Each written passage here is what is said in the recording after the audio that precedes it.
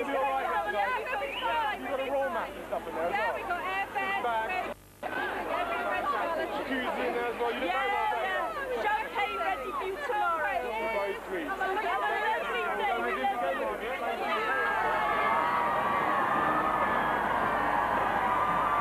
The reality of his wedding day, though, was proving that this was truly a global event. People had come from all over the world to watch the procession and join in the celebrations.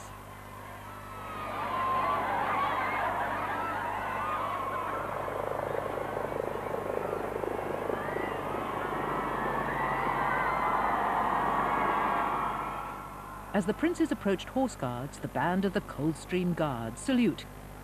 One day it will fall to William as sovereign to take the salute here at the annual Trooping the Colour Parade.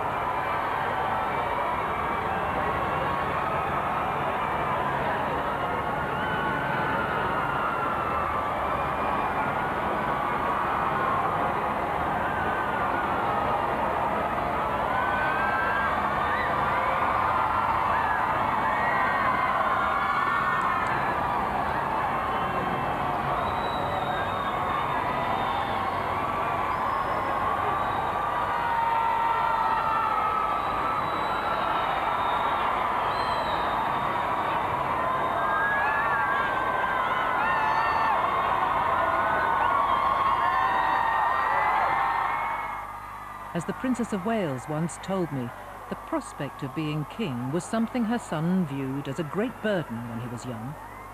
Since then, Prince William has become resigned to his destiny, and perhaps now, as the crowds showed their real affection for him, it didn't seem so bad. And how proud Diana would have been of her two boys, now all grown up and so handsome.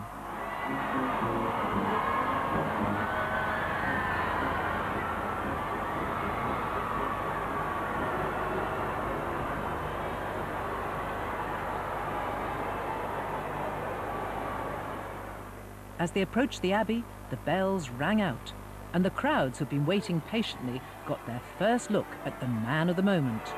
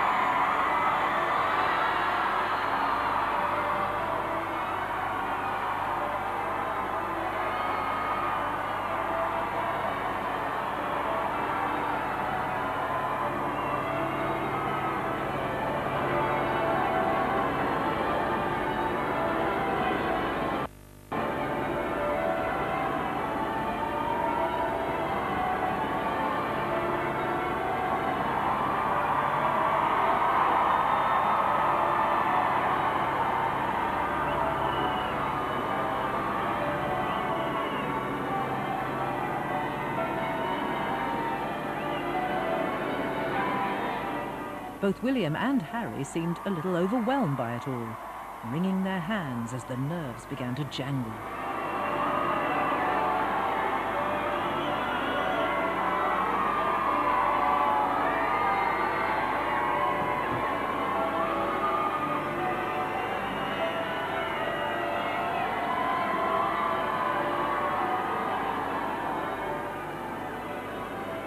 They paused at the door to take off their hats and gloves, and to sort out their hair. They were greeted by the Dean of Westminster, the Very Reverend Dr. John Hall. As they shook hands with other members of the Abbey chapter, the princes began to relax and enjoy themselves. Prince Harry had promised to embarrass his big brother with his best man speech later in the day. But for now, his role was to support William through one of the biggest moments of his life.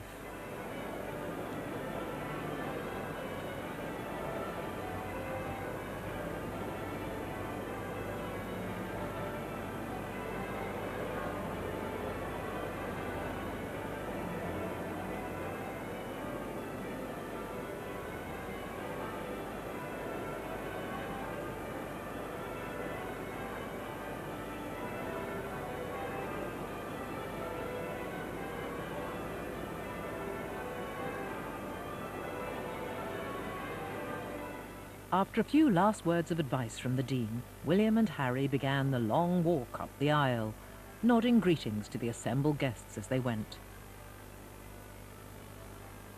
At their side was a man they've known for many years.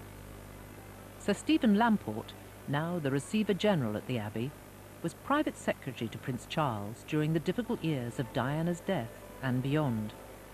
A familiar face to help put William at ease.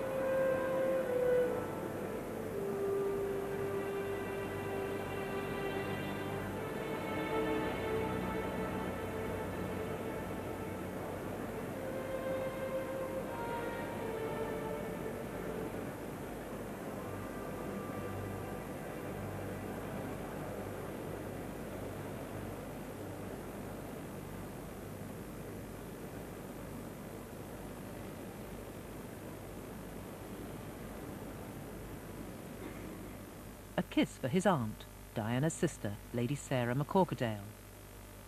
Another moment when Diana herself seemed so palpably missing.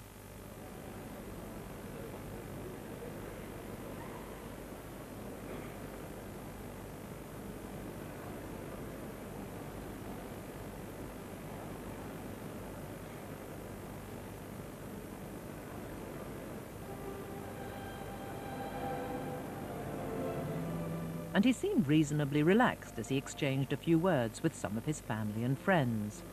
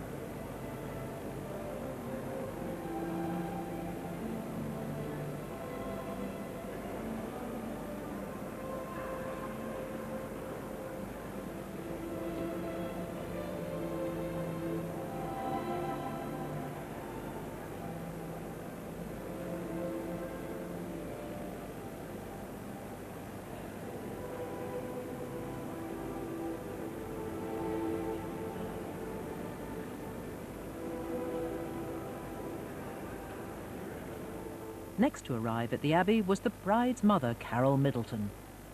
Accompanying her on the short drive from the hotel where they'd been helping Catherine with her final preparations, her son, James.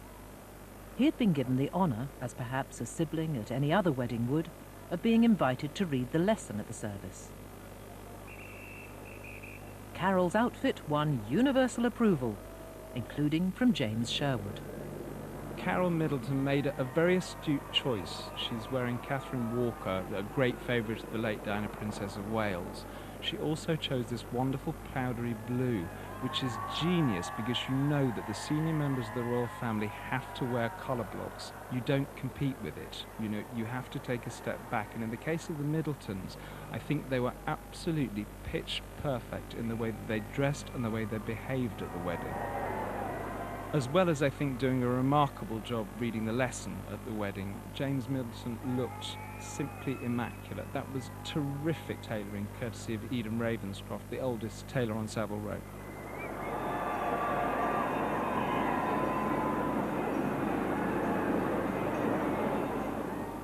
At Buckingham Palace, the crowds were warming up for their end of the spectacle. It began in rather a humble way, with a fleet of rented minibuses to transport all but the most senior members of the family. It's not the first time buses have been used. They were hired in for Charles and Camilla's nuptials.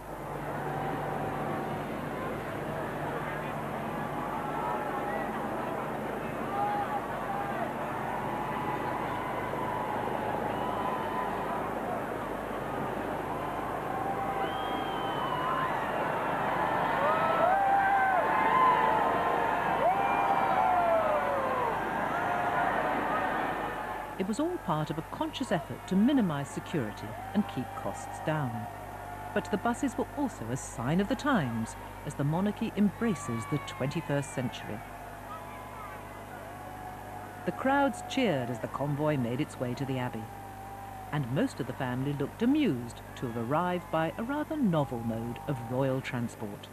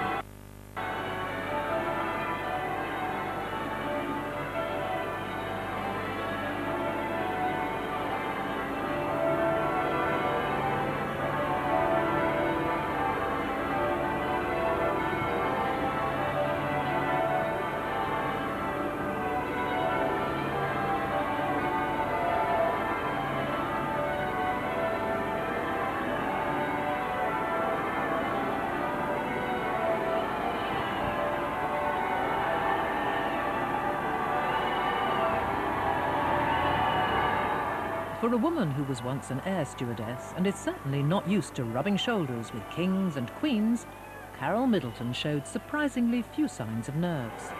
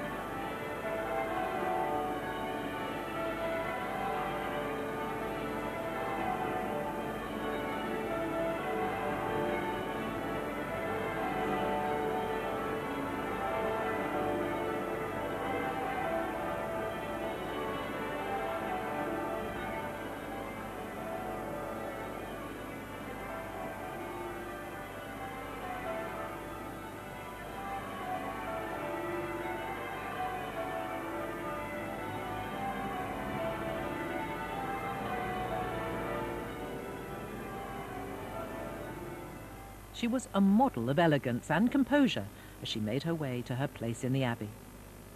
But her thoughts must surely have been with her daughter, who was about to step out of ordinary life for good and into a world only a very select few can ever experience.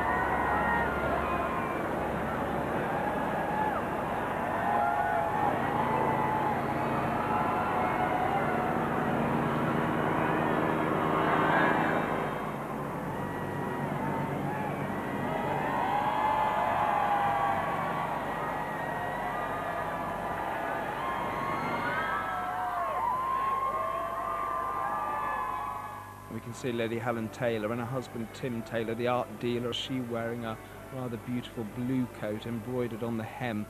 And it's a rather nice and rare sight to see the Duchess of Kent wearing a very powdery pink, demure and incredibly appropriate outfit for a royal wedding.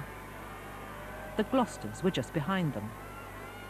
Princess Michael of Kent, Princess Alexandra with her son James Ogilvy. Among the younger generation of royals, Zara Phillips with her fiancé Mike Tyndall. Theirs will be the next royal wedding.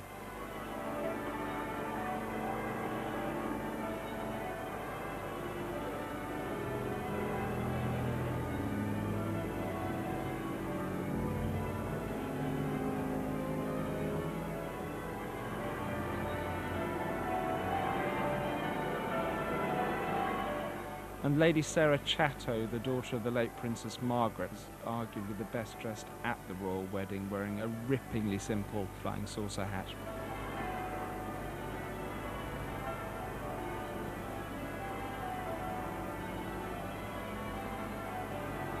Lady Sophie Windsor, wearing a very severely chic midnight blue suit with the flying saucer hat worn to an angle, which is important when you're a member of the royal family because you have to be seen. Peter Phillips and his wife Autumn.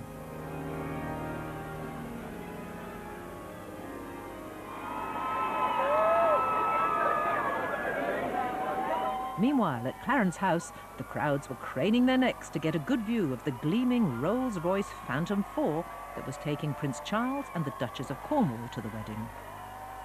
It was 6 years since their own marriage at Windsor Guildhall.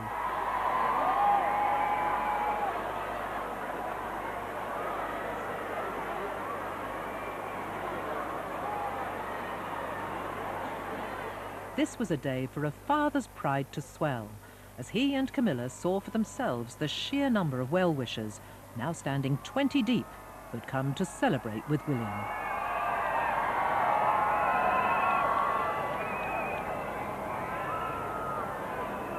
The Prince of Wales, so his tailors reliably informed me, had put on a little bit of muscle for the wedding, so he couldn't wear his Admiral's full-dress uniform.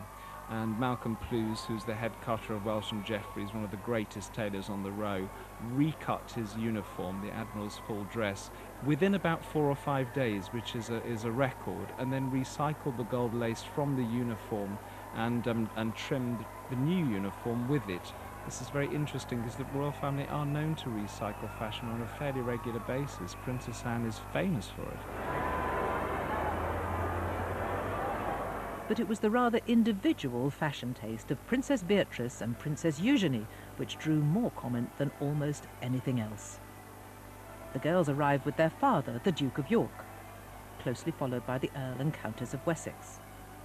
I do think the Duke of York's daughters were rather unkindly criticised considering their age. It's terribly difficult to wear formal day dress when you're a girl in her teens or early 20s. And these girls obviously want to dress like young girls. They want to have fun with fashion. And unfortunately, they probably won't be able to if every time they want to experiment with a mad Philip Tracy hat or a, in Princess Eugenie's case, a Vivienne Westwood dress, they get the world's press at them.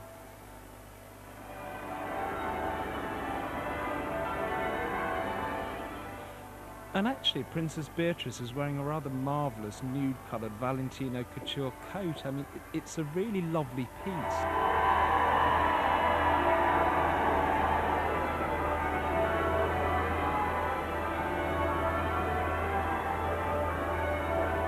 The Countess of Wessex is quite simply the best-dressed member of the royal family. You can see the champagne silk suit that's very 1950s. It's elaborate, but it doesn't shout at you.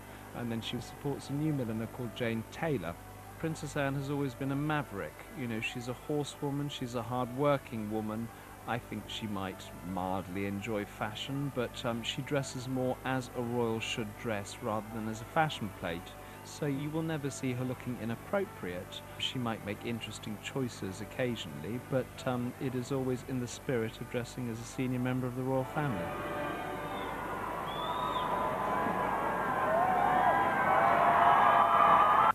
At Buckingham Palace, the departure of the Queen and Duke. Her chosen colour for this spring day, primrose yellow.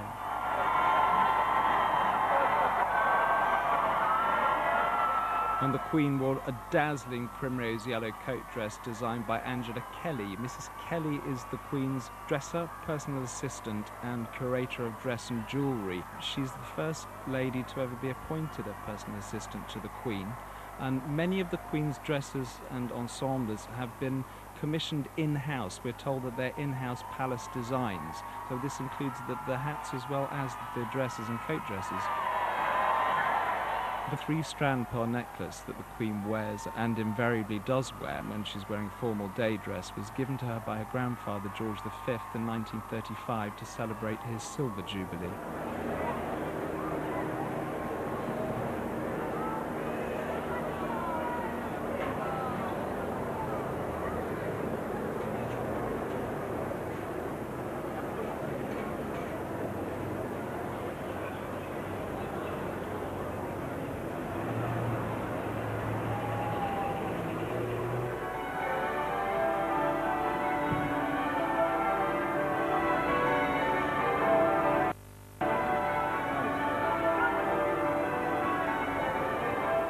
At the Abbey, Prince Charles and the Duchess were given a warm welcome by the crowds. Camilla looked a little nervous, but her elegant costume was voted a winner. And the Duchess of Cornwall is looking increasingly like a Queen consort. She's wearing an Anna Valentine coat and dress in a very sort of simple silk, but look at the incredible embroidery, the beautiful work, but it yet doesn't overwhelm and it doesn't shout, "Look at me." It's the perfect dress for the stepmother of the bridegroom. And Philip Tracy shows that he can create maximum wonderful millinery with this wonderful piece with the great big broad brim upturned so you see the Duchess's face. And the Duchess of Cornwall was rather fortunate to have been loaned various pieces of jewellery from the Queen Mother's collection, and we can see one particular piece dazzling on her lapel.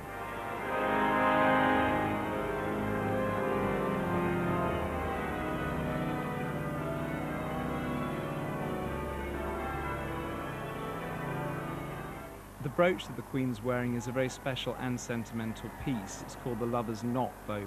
It was set for Queen Mary, the Queen's grandmother, in the Art Nouveau style of this sinuous curve of diamonds. I mean, the Queen has possibly the most magnificent, if not precious, private jewellery collection in the world. And you'll notice that the Queen's jewellery, she always says something with it. It's entirely sentimental. If you look at her earrings, there are tiny pearl and diamond studs that were given to her by Queen Mary, her grandmother. She wears them every day of her life, unless for a state occasion such as a state dinner. She wears them every day. On to Horse Guards Parade and the Royal Salute. The Rolls, a 1950 model which was presented to the Queen when she was Princess Elizabeth, made its way through the arch and into the tilt yard. The state trumpeter marked the departure of the Queen and Duke from Buckingham Palace. The huge crowds must have reminded them of the scenes at the Golden Jubilee celebrations 9 years earlier, when 1 million people thronged around the palace to mark the 50th anniversary of the Queen's reign. Today, though, they were proud grandparents above all else, and happy to let William and Catherine take centre stage.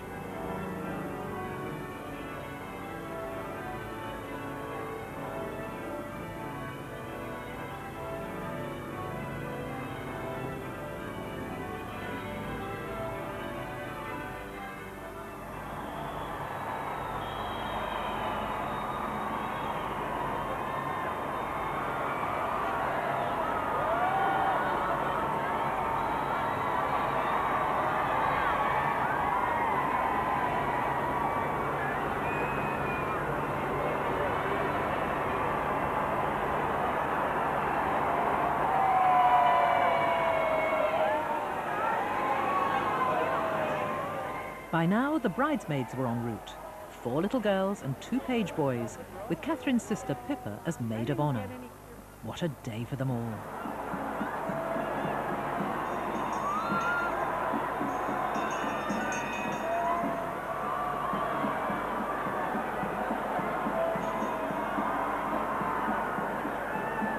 Three-year-old Grace Van Kutsen, William's goddaughter, and Camilla's granddaughter, also 3, Eliza Lopez. Behind them, the 7-year-old daughter of the Earl and Countess of Wessex, Lady Louise Windsor, and Viscount Linley's 8-year-old daughter, Margarita Armstrong-Jones. The page boys were Tom Pettifer, the son of William's former nanny, Tiggy Leg Burke, and Billy Lowther Pinkerton, the son of William's private secretary.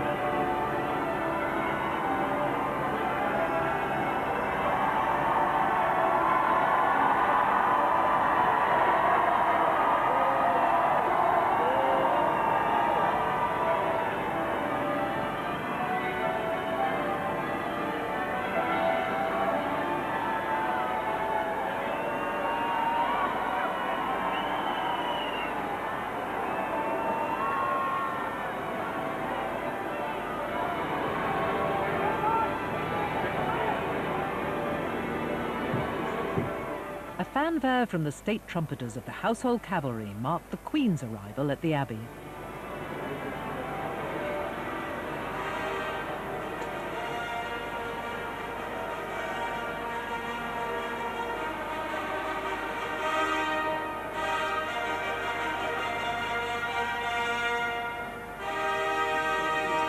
A welcome from the Dean of Westminster in his magnificent gold cope.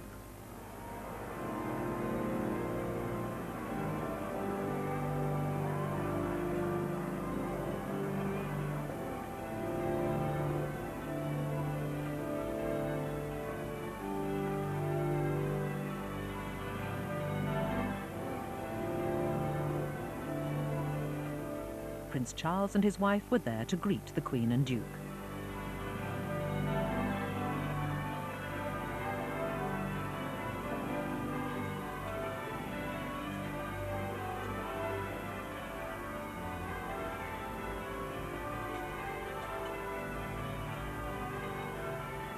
And unusually, as the father and stepmother of the bridegroom, they took their place in the procession ahead of the Queen and Duke.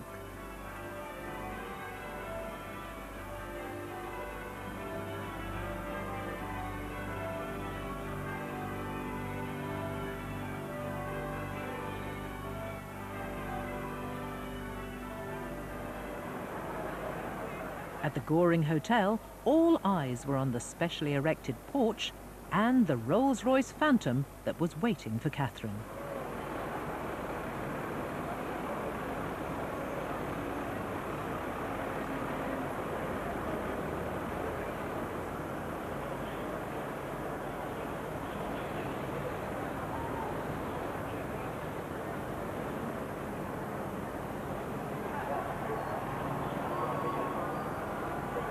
At 10:51, the first glimpse of the bride and that dress.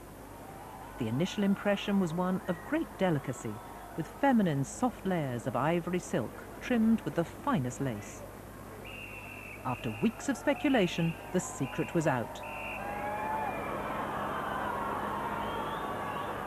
The dress had been designed by Sarah Burton, creative director at Alexander McQueen. And she was on hand to help arrange the gown and its 9-foot train for the journey to the Abbey.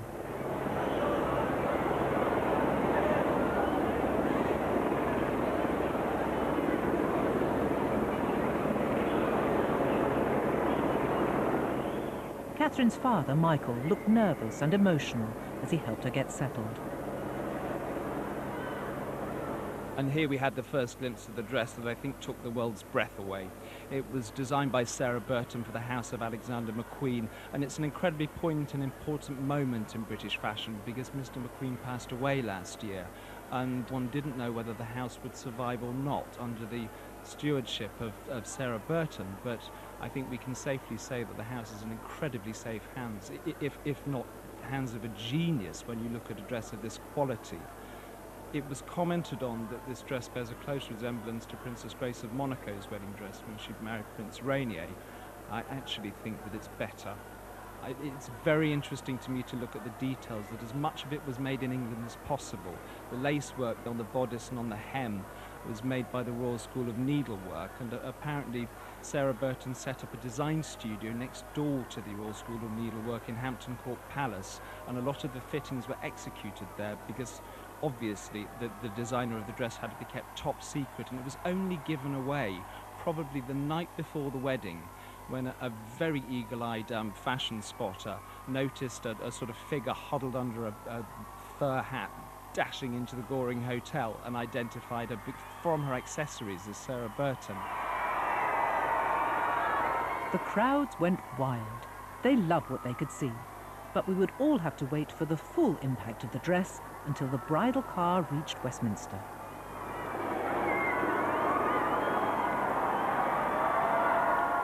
And what a journey this must have been for a young woman from a small village in Berkshire.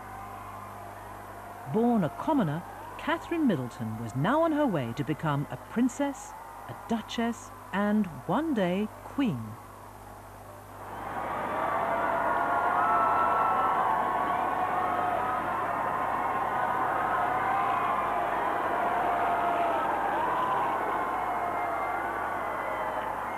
As the cheers and screams sounded around her and a forest of flags were waved, she seemed for all the world born to this role.